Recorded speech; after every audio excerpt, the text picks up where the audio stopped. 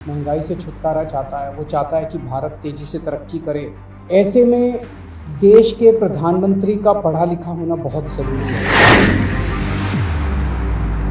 पर जब हम देखते हैं कि प्रधानमंत्री मोदी जी के हर दूसरे तीसरे दिन कुछ ऐसे बयान आते हैं जो देश को विचलित कर देते हैं। 75 सालों में देश उतनी तरक्की नहीं कर पाया जितनी तरक्की करनी चाहिए।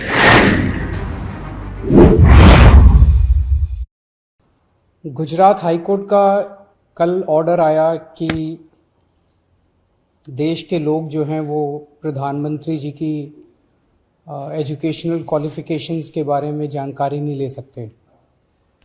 इससे पूरा देश एक तरह से स्तब्ध है, क्योंकि हम लोग जनतंत्र में रहते हैं और जनतंत्र के अंदर तो प्रश्न पूछने की और जानकारी मांगने की आज़ादी होनी चाहिए। किसी का भी कम पढ़ा लिखा कोई गुनाह नहीं है, किसी का भी अनपढ़ होना कोई गुनाह नहीं है, कोई पाप नहीं है।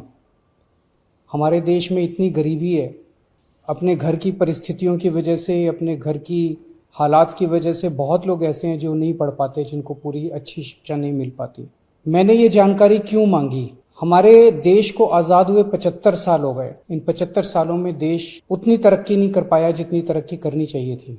आज लोगों में बहुत ज़्यादा बेचैनी है, लोग बहुत तेज़ी से तरक्की चाहते हैं। हम 21वीं सदी में रह रहे हैं। 21वीं सदी का भारत, 21वीं सदी का युवा बहुत एस्पिरेशनल है। वो बहुत तेज़ी से तरक्की चाहता है, रोज़गार चाहता है, महंगाई से छुटकारा चाहता है। वो चाहता है कि भारत तेज़ी से तरक्की करे।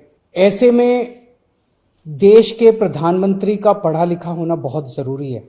पर जब हम देखते हैं कि प्रधानमंत्री मोदी जी के हर दूसरे तीसरे दिन कुछ ऐसे बयान आते हैं जो देश को विचलित कर देते हैं। जैसे एक उनका बयान आया कि नाली में से जो गैस निकलती है, उस गैस से चाय बनाई जा सकती है, मतलब उस गैस को एनर्जी के रूप में इस्तेमाल करके उससे चाय बनाई जा सकती है। कोई भी जानकार आदमी, पढ़ा लिखा आदमी इस किस्म की बात नहीं करेगा। एक उनका बयान आया कि अगर किसी दिन बारिश हो रही है और बादल हैं, तो बादलों के पीछे हवाई जहाज जो है उसको रडार नहीं पकड़ पाएगा।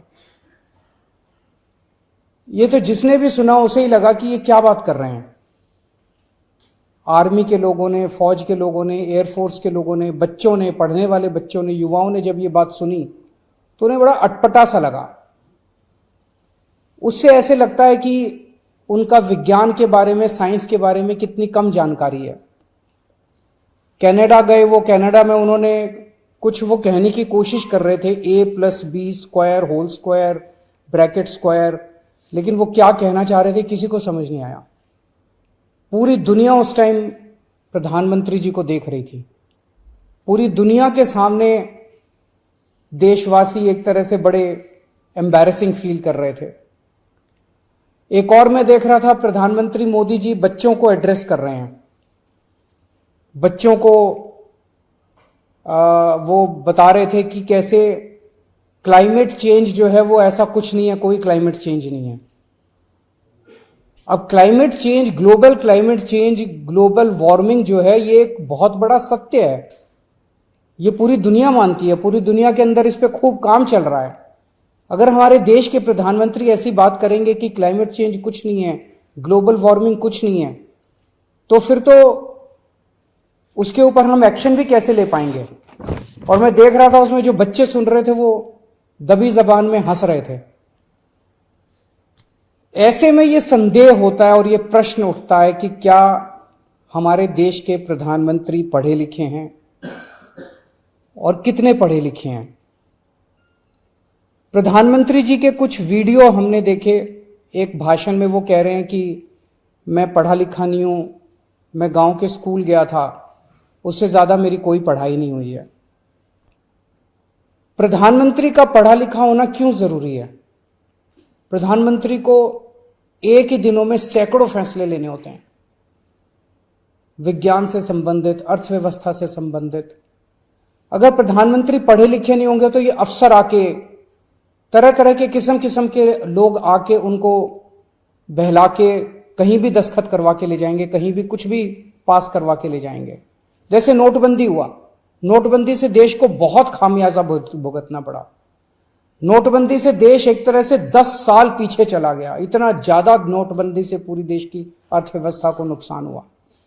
अगर देश के प्रधानमंत्री पढ़े लिखे होते तो कभी किसी हालत में नोटबंदी ना करते। जीएसटी लागू किया गया, जीएसटी बहुत अच्छा कॉन्सेप्ट था, लेकिन जिस तरह से लागू किया गया इसने पूरी अर्थव्यवस्था का बेड़ा गर्क कर दिया। आज अगर पढ़े लिखे प्रधानमंत्री होते तो जीएसटी ठीक से देश के अंदर लागू होता।